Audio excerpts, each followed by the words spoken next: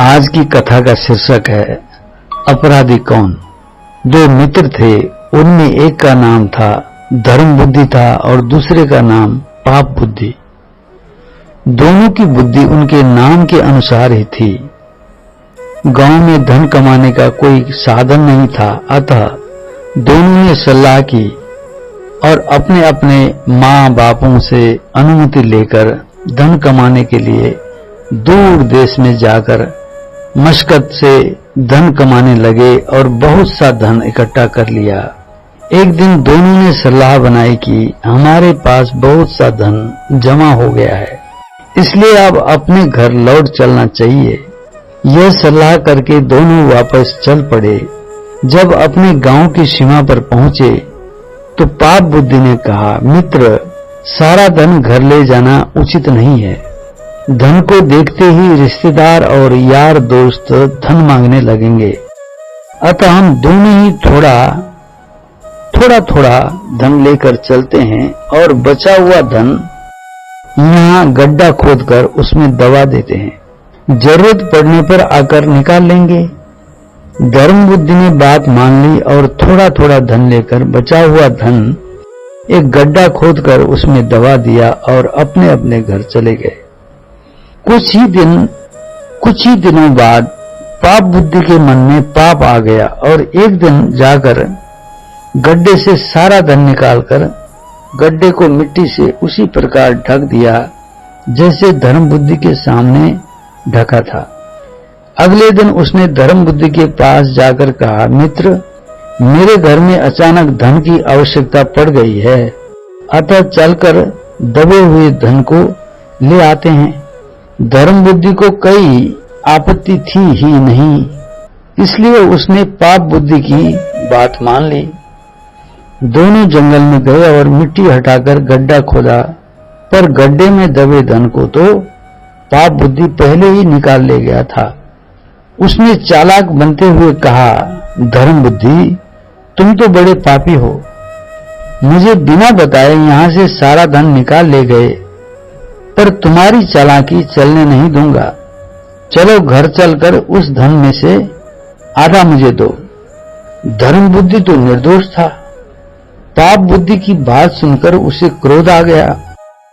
वो बोला, नहीं, ये झूठ है, मैंने न कभी जीवन में झूठ बोला है न चोरी की है। दोनों का झगड़ा बढ़ गया। बात न्याय पंचायत में पहुंची। ठीक फैसले के लिए गवाह की आवश्यकता पड़ी तो उस वृक्ष को ही गवाही के लिए चुना गया जिसकी जड़ में धन गाड़ा गया था। तय हुआ कि सुबह होते ही सब उस पेड़ के पास चलेंगे और उसकी गवाही से इनका फैसला कर दिया जाएगा कि चोर कौन है। पाप बुद्धि के मन में तो पाप था ही। उसने अपने घर जाकर के अपने पिता को सारी बात बताकर समझा दिया कि तुम उस वृक्ष की जड़ को गड्ढे से पास पेड़ की खोखल में छिपकर बैठ जाना और जब वृक्ष से पूछा जाए कि इन दोनों में से चोर कौन है, तब झट से बोल देना कि धर्म बुद्धि ही चोर है।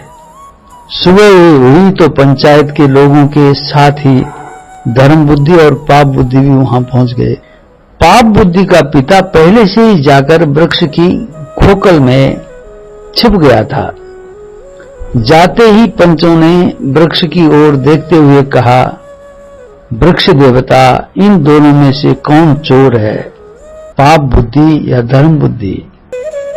वृक्ष की खोखल में बैठे हुए पाप बुद्धि के पिता ने तुरंत ही कहा, धर्म बुद्धि चोर है। वृक्ष की गवाही से धर्म बुद्धि यद्यपि चोर साबित हो गया था, परंतु किसी को भी इस बात पर विश्वास नहीं हो रहा था। धर्म बुद्धि भी हैरान था कि आखिर यह मामला क्या है। तभी धर्म बुद्धि की बुद्धि काम कर गई। उसने सूखी लकड़ियां इकट्ठी की और उस वृक्ष के चारों ओर फैलाकर उसने आग लगा दी। जैसे ही आग लगी, पाप बुद्धि का पिता झुलसता हुआ वृक्ष के खोखल में से निकलकर बाहर आ गया। वो आग में जल रहा था और पीड़ा के कारण चीखे मार रहा था। पंचायत के लोग ये दृश्य देखकर हैरान रह गए। वह कुछ भी नहीं समझ पा रहे थे कि पर अंत में पाप बुद्धि के पिता ने अपने पुत्र का रचा हुआ षड्यंत्र सबको बता दिया और तभी उसके प्राण निकल गए। पंचों ने दंड स्वरूप पाप बुद्धि को उसी वृक्ष पर लटका दिया और कहा, अब तुम किए की सजा भुगतो। तो कहने का मतलब, हम किसी भी गलत अनैतिक तरीके से धन कमाना या अवैध रीति से संग्रह करना चाहते हैं, बहुत युक्तियां लड़ाते हैं और ये सबसे बड़ा एक 99 का चक्कर है। कहा जाता है कि लोभ लालच बुरी बला है, तो उसमें धर्म पाप की बात से दूर चला जाता है। व्यक्ति अधर्म के स्टेप को और झूठ जाल फरेब के स्टेप को तुरंत अपना लेता है। तो ऐसा ही पाप बुद्धि ने भी किया कि धन निकाल के लाया, ला करके फिर उस धन के लिए अपने धर्म बुद्धि वाले दोस्त को आरोपित किया। आरोपित करने के बाद जब उस वृक्ष से पूछेंगे तो फिर भी उसके अंदर, खोखले के अंदर अपने पिता को छिपा करके वहां से बुलवा दिया कि भाई धर्म बुद्धि ही चोर है। तो जब इतना सब हो जाने के बाद आखिर जब सच्चाई के रास्ते पर जो व्यक्ति चलते हैं उनको ईश्वर रास्ता देता है। सभी कहा जाता है कि संसार के जब सब गेट बंद हो जाते हैं तो उस समय ईश्वर के दरवाजे का गेट, ईश्वर के द्वार का गेट खुला रहता है व्यक्ति के लिए। तो उसके माइंड में ठीक प्रकार की बातें क्लिक हुई और जैसे ही आग लगाया, आग लगाते ही अंदर से जलता हुआ सुलझता हुआ उसका बाप निकल आया और उसने बताया कि ये सारी मेरे बेटे की षड्यंत्र के कारण है और ये धर्म बुद्धि ने चोरी नहीं की है, ये तो सब पाप बुद्धि का ही करामत था।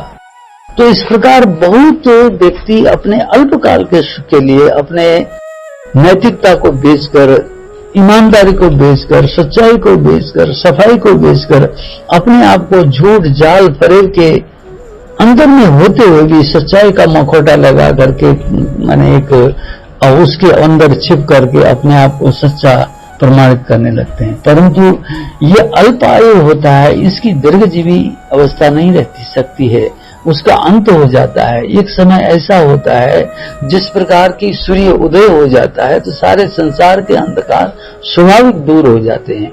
हाँ, कुछ समय के लिए बादल आगे आकर के उसके सूर्य के किरण को छिपा देता है, कुछ समय के लिए होता है।